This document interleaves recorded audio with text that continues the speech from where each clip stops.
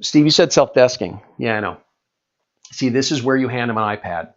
They already know what their car is worth before they ever came into your dealership, okay? They already know what your car is worth, again, before they ever set foot on your dealership lot. When you allow them to self-desk, you can walk them through the process, right? They can play with the options. This is AutoFi. It's a great tool. They can play with the options, and they choose the lender and their payment. How about that for process transparency? People can actually do this for themselves. Steve, if we do this, they're going to select themselves right out of a vehicle. No, they're not. They're here to buy. They already know what it costs, okay? There's going to be so much process transparency, they're not going to be focused on your price. They already know your price or the price they're going to pay before they came in. Now, Steve, what about F&I products? Let me explain to you here. Dealers who are using software like AutoFi for self-desking are also using it to present F&I products. Now, whether that just means an education where your product specialist or your salesperson takes them through and keeps them engaged, or it's actual selling of the F&I products, without going into F&I, that's up to you. Empirical data, that means data that people have been testing because it hasn't been around forever. That's showing that F&I grosses are actually higher when buyers are presented with options to themselves. That means when a buyer can present the option to themselves, your F&I grosses become higher. How can that be? It's because F&I products make sense, right?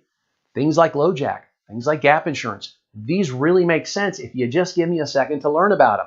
Now, Steve, if we do this, does this mean we're a one-price store? There's so much talk about one price out there.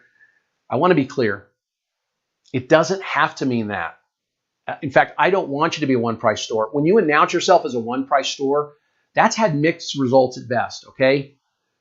Right now, you're priced to market online and off, okay? That's a typical store. I want you to defend the price, okay, and any addendums, and make yourself an our price store, not a one-price store. When you say we're a one-price store, no haggle, no hassle, that tells the customer who hasn't come into your dealership yet that is their lowest price. And it means that they can shop it elsewhere. By the way, talk to the one-price folks. They have to defend their price the minute the customer walks on the lot because the customer still believes in their head, the ones who do show up, they're going to take another $1,000 off of that. Now, you do have to assume the sale throughout. Now, what is an our price store? Today, it's about the experience, but let's hit on this point quickly. We're talking about experience today, not pricing, but today you have to be priced to market if you want to attract that 61% who just show up and buy, right? 61% of buyers make no contact with you before showing up at your lot. That means they already know the price. So if you just show MSRP online, you're cutting yourself out of most of that 61% market.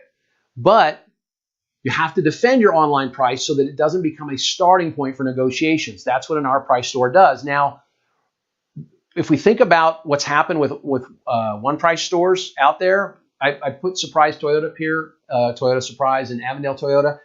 These stores are 20 minutes apart from each other. If you know anything about these stores, Avondale Toyota has been a one price, one person store for a long time, and they're successful at it.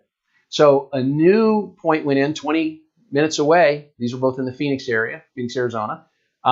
Surprise Toyota, Toyota Surprise is a Penske store, and they tried to be a one price store. And they just announced recently that they're abandoning that effort after, I think, more than a year. They couldn't make it work. It was too hard to do.